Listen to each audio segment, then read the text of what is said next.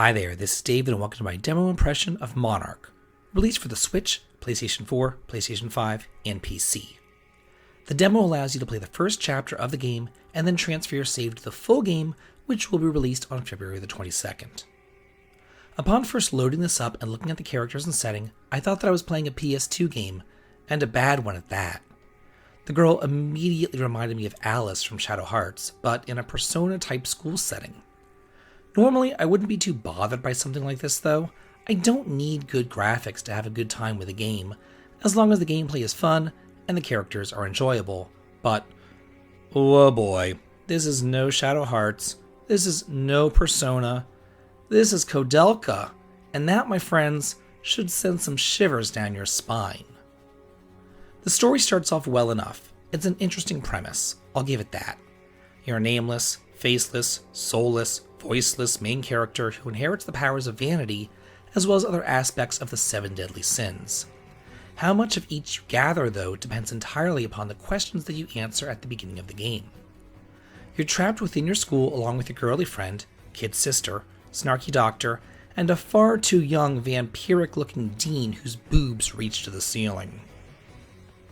The bottom floor of the school is your safe zone, free of the mist, where you can run around and explore, but don't expect to really want to bond with any of the characters or talk to any of the NPCs, because remember, this isn't Persona.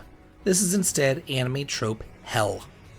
The upper floors are all filled to the brim with mist, and this is where I would like to say that the action takes place, but I'd be lying.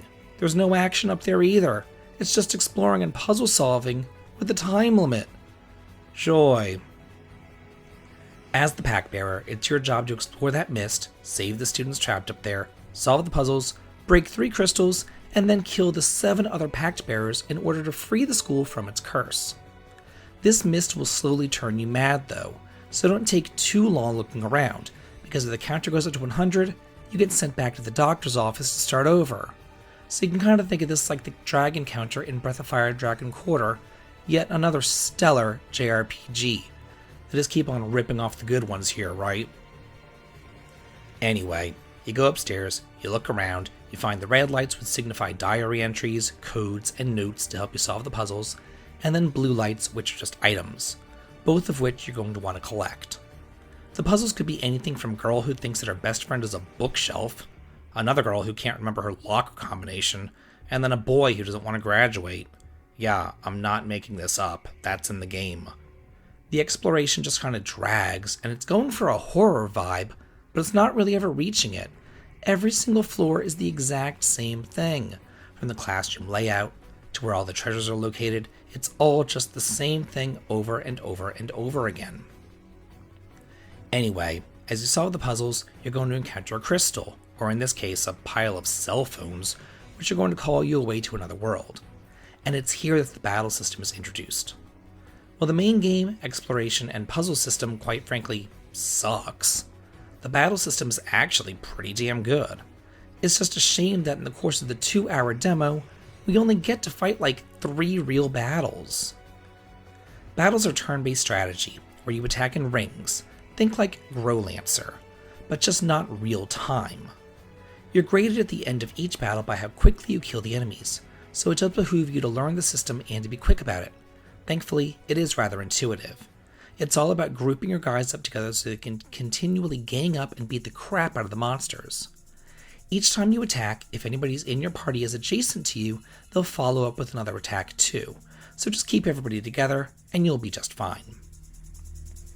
There are other things to look out for on the battlefield, like healing points and poison traps, but all in all, it's a fun little diversion and I found myself just living for the battles while I suffered through the actual schoolhouse gameplay. Once you win, you're going to gain some spirit, which works as both your experience and your gold. You can buy items with spirit, and also improve your skill tree and gain levels with it. Because battles are limited and you can't grind, you can get reduced spirit if you screw up a battle though, so you can become easily screwed over and not have enough spirit in order to win the game. So if that happens, you have to continue exploring the mist-filled hellhole hallways to find the blue items to sell those for some spirit to gain the levels.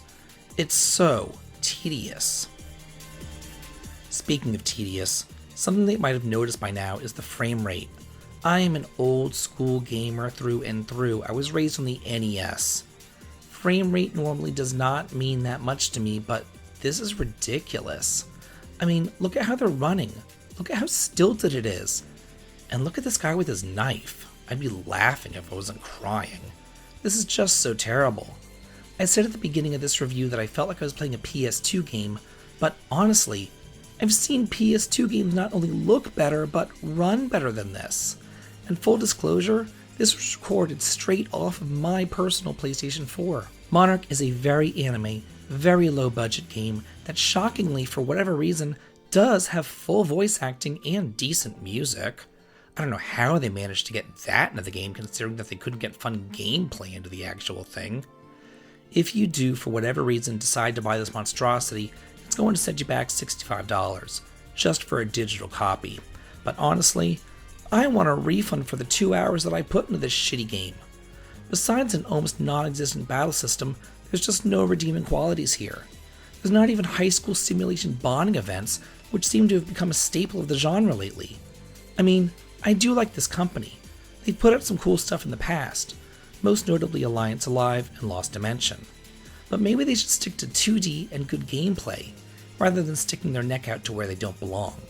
Well, that's it for my review of the demo of Monark. How did you feel about the game? Do you agree or disagree? Let me know in the comments. And if you like this video and want to hear on this channel, please consider supporting me over on Patreon, heading on over to Twitch for some streaming fun, or joining the Discord to chat and hang out. The links to them can be found in the video description. This has been David. If you like this, please like, comment, and subscribe, and have a good day.